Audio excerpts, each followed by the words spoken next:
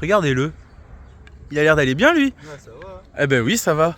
Et j'espère que vous aussi, ça va très très bien. Aujourd'hui, on se retrouve pour une nouvelle vidéo sur la thématique du surfcasting. Je suis toujours avec Gabi, South Fishing Aquitaine sur les réseaux sociaux. On va bientôt finir par ne plus le présenter.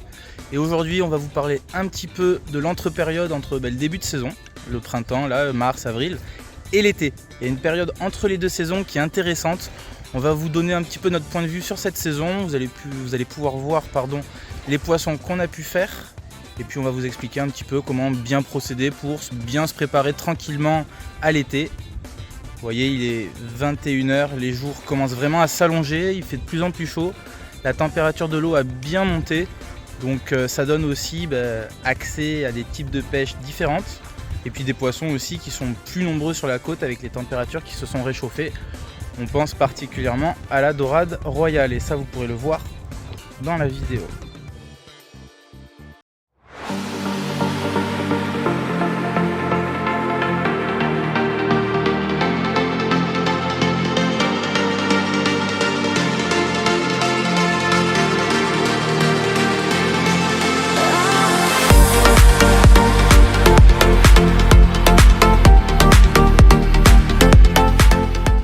À l'approche de la période estivale, il est important de rallonger ses traînards, puisque jusque-là on pêche quand même déjà relativement toute l'année en traînard.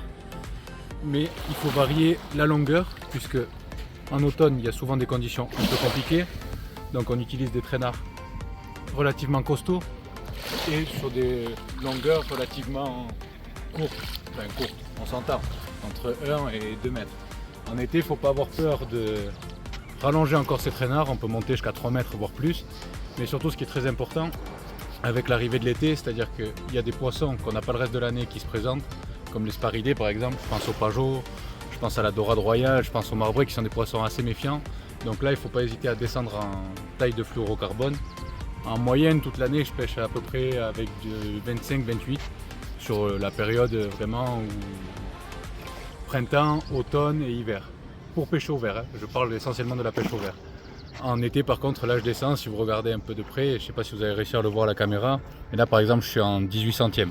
Voilà, faut pas avoir peur de pêcher fin, parce que ces poissons là justement, si vous pêchez trop gros, vous ne les prendrez pas parce qu'ils vont se méfier et ils n'oseront pas venir manger votre bel appât que vous allez mettre sur votre hameçon.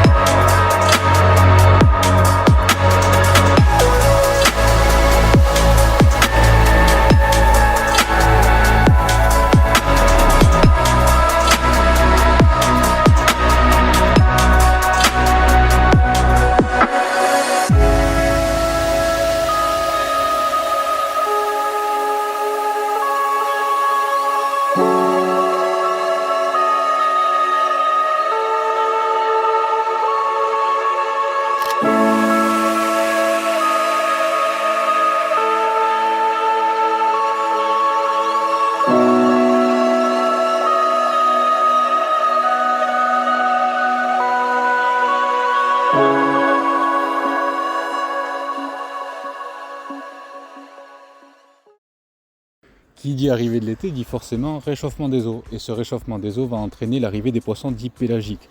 Les poissons pélagiques sont des poissons qui se nourrissent entre deux eaux, voire à la surface.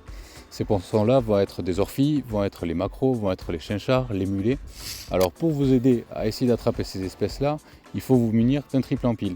Triple empile sur lequel vous allez mettre de la perle flottante. Il est très important de mettre des perles pour pouvoir pêcher ces poissons-là. À vous de choisir les couleurs qui vous intéressent et qui surtout vous inspirent. La forme également, c'est à vous de voir ce qui vous inspire. Avec le temps, vous verrez que forcément, il y en a certaines qui marchent mieux que d'autres. Mais pour le moment, je vous invite à tous à essayer différentes choses et par vous-même, trouver ce qui vous convient pour cette pêche-là. C'est une pêche qui peut être très intéressante pour les enfants puisque c'est une pêche qui se fait à courte distance, pas besoin de lancer très loin puisque ces poissons viennent jusqu'à la plage pour venir se nourrir. Vu que c'est là où le sable est brassé et donc forcément toute leur nourriture est présente dans ces endroits-là. Pour pêcher correctement, il vous faut vous munir donc de demi-dure. La demi-dure, c'est un appât qu'on trouve facilement, qu'on peut ramasser par soi-même si on a la possibilité. Sinon, il vous suffit d'aller chez votre détaillant de pêche et c'est l'appât le moins cher du marché. Donc pour une fois, vous ferez des économies en appât et surtout, vous allez faire de belles pêches. Alors, comme je vous l'ai expliqué auparavant, pêche simple, pêche en 3 empiles, 3 x 1 mètre, 3 x 80 cm. Ça, c'est à vous de voir en fonction des conditions, en fonction de plein de choses, en fonction des poissons que vous allez cibler. Mais tout ça, c'est des choses dont vous allez vous rendre compte avec le temps.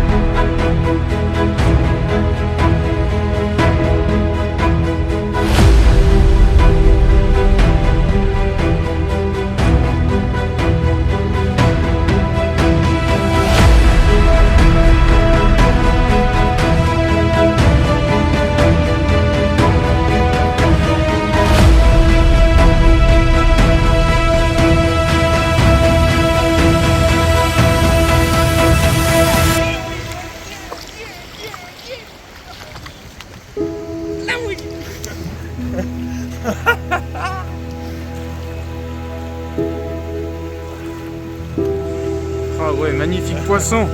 Magnifique. C'est mignon. C'est mignon, ça fait plaisir.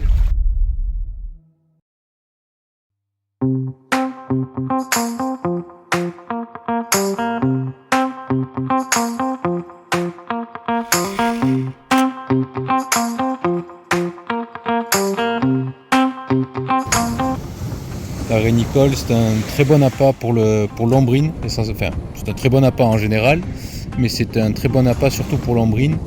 L'ombrine qui se rapproche de nos côtes à l'arrivée de l'été, où on va pouvoir faire au début du printemps des jolis spécimens qui généralement se promènent en bande d'ailleurs. Quand vous touchez une ombrine, généralement il y a ses copines qui sont pas très loin, il suffit d'insister un peu et généralement vous les trouvez.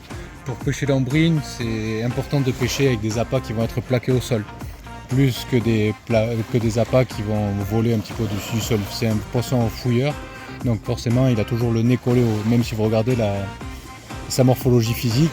Si vous regardez, il a la bouche vers le bas, comme on va trouver le goujon ou le rouget par exemple, c'est parce qu'il cherche dans le sable et il se nourrit en cherchant dans le sable. Donc pour l'ombrine, il faut favoriser des appâts qui vont plaquer le fond et donc il ne faut pas avoir peur de mettre des gros fluoraux qui vont aider justement à plaquer les appâts sur le fond. Comme quoi, ligaturer les appâts avec du fil élastique, ça n'empêche pas de prendre des poissons et ça permet de mieux faire tenir vos appâts lorsque vous faites des lancers assez appuyés pour gagner en distance. Ça y est, il est 8h30 du matin et je rentre de la pêche. Merci à tous d'avoir regardé cette vidéo. Vous êtes de plus en plus nombreux à nous suivre, ça me fait plaisir. On a des très bons retours sur les vidéos. Je vous laisse juste ici les annotations pour regarder nos autres vidéos. Merci à tous et à très bientôt.